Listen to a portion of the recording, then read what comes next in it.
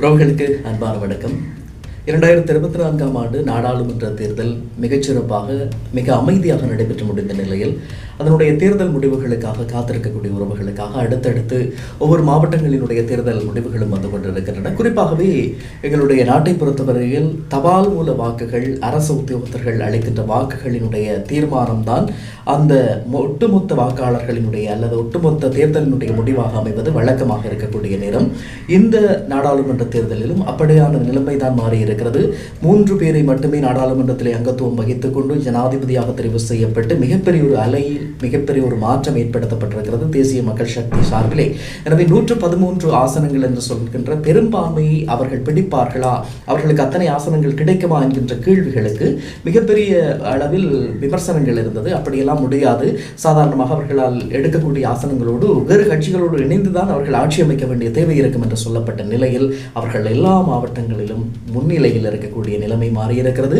தபால் மூல தேர்தல் முடிவுகளை பொறுத்தவரையில் இந்த மட்டக்களப்பு மாவட்டத்தை தவிர ஏனைய சகல மாவட்டங்களிலும் தேசிய மக்கள் சக்தி தான் அதிகூடிய வாக்குகளை பெற்றிருக்கிறது.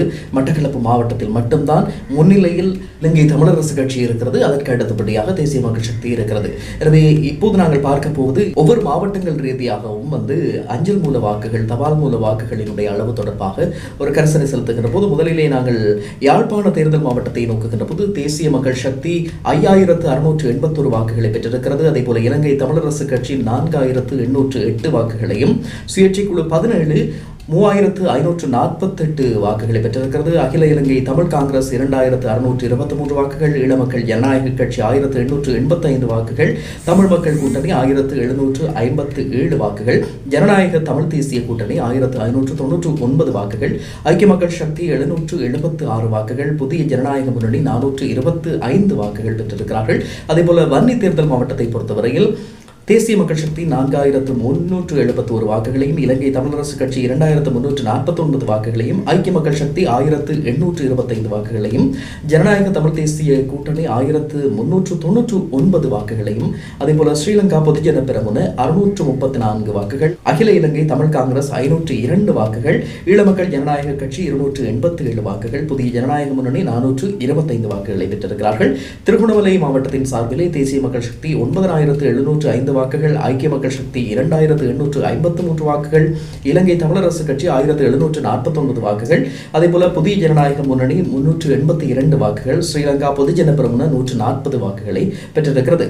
மட்டக்களப்பு மாவட்டத்திலே இலங்கை தமிழரசு கட்சி 5236 வாக்குகளையும், தேசிய மக்கள் சக்தி 3412 வாக்குகளையும், ஜனநாயக தமிழ் தேசிய கூட்டணி 1756 வாக்குகளையும், தமிழ் மக்கள் விடுதலை புலிகள் கட்சி 1383 வாக்குகளையும், ஸ்ரீலங்கா முஸ்லிம் காங்கிரஸ் 1019 வாக்குகளையும், ஐக்கிய மக்கள் சக்தி 914 வாக்குகளையும் மட்டக்களப்பு மாவட்டத்திலே பெற்றிருக்கிறார்கள்.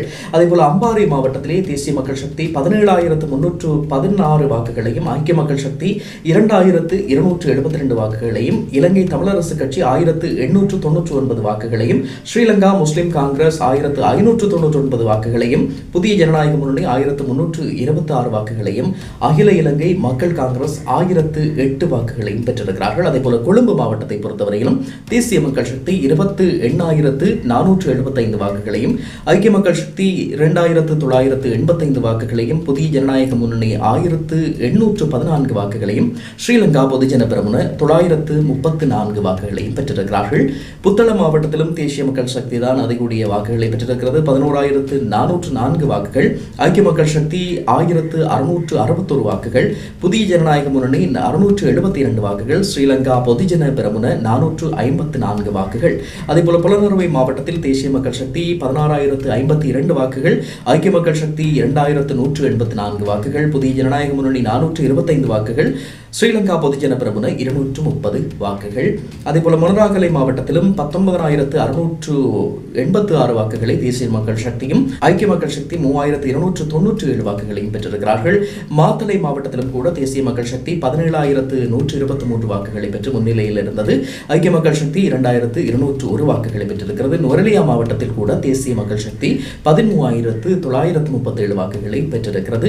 ஐக்கிய மக்கள் சக்தி 2477 வாக்குகளை பெற்று பெற்றிருக்கிறது. கண்டி மாவட்டத்திலும் தேசிய மக்கள் சக்தி 44,819 வாக்குகளை, ஐக்கிய மக்கள் சக்தி 4,698 வாக்குகளையும் பெற்றிருக்கிறது. பதுளை மாவட்டத்திலும் தேசிய மக்கள் சக்தி 33,780 வாக்குகள், ஐக்கிய மக்கள் சக்தி 3,866 வாக்குகள். இரத்தினபுரி மாவட்டத்திலும் தேசிய மக்கள் சக்தி 24,776 வாக்குகள், ஐக்கிய மக்கள் சக்தி 2,969 வாக்குகள். அதேபோல கேகாலை மாவட்டத்திலும் தேசிய மக்கள் சக்தி 28,031 வாக்குகளையும், ஐக்கிய மக்கள் சக்தி 3,513 வாக்குகளையும் பெற்றிருக்கிறார்கள். ஹம்பாந்தோட்டை மாவட்டத்தில் கூட தேசிய மக்கள் சக்தி 17,326 வாக்குகளையும், ஐக்கிய மக்கள் சக்தி 1,623 வாக்குகளையும், ஸ்ரீலங்கா பொதுஜன பெரமுன 1,293 வாக்குகளையும் பெற்றிருக்கிறார்கள். மாத்தறை மாவட்டத்திலும் கூட 24,954 வாக்குகளை தேசிய மக்கள் சக்தியும், 2,692 வாக்குகளை ஐக்கிய மக்கள் சக்தியும் பெற்றிருக்கிறது. களத்துறை மாவட்டத்தில் தேசிய மக்கள் சக்தி 29,076 வாக்குகளையும், ஐக்கிய மக்கள் சக்தி 3,340 வாக்குகளையும் பெற்றிருக்கிறது. காலி மாவட்டத்திலும் கூட தேசிய மக்கள் சக்தி 32,296 வாக்குகளையும், ஐக்கிய மக்கள் சக்தி 3,523 வாக்குகளையும் பெற்றிருக்கிறது. அனுராதபுரம் மாவட்டத்திலும் தேசிய மக்கள் சக்தி 43,030 வாக்குகளையும், ஐக்கிய மக்கள் சக்தி 6,275 வாக்குகளையும் பெற்றிருக்கிறது. எனவே பொதுவாக இந்த 22 தேர்தல் மாவட்டங்களிலும் மட்டக்களப்பு மாவட்டத்தை தவிர சகல மாவட்டங்களிலும் முன்னிலையிலே தேசிய மக்கள் சக்தி இந்த தபால் மூல வாக்குகளிலே வென்றிருக்கிறது. 13 ஆசனங்கள் என்பதை தாண்டி அவர்களுடைய ஆசனங்கள் அதிக அளவில் பெறப்படும் என்பது எதிர்பார்ப்பாக இருக்கிறது. எனவே இறுதி முடிவுகள் வரும் வரையில் காத்திருக்கலாம்.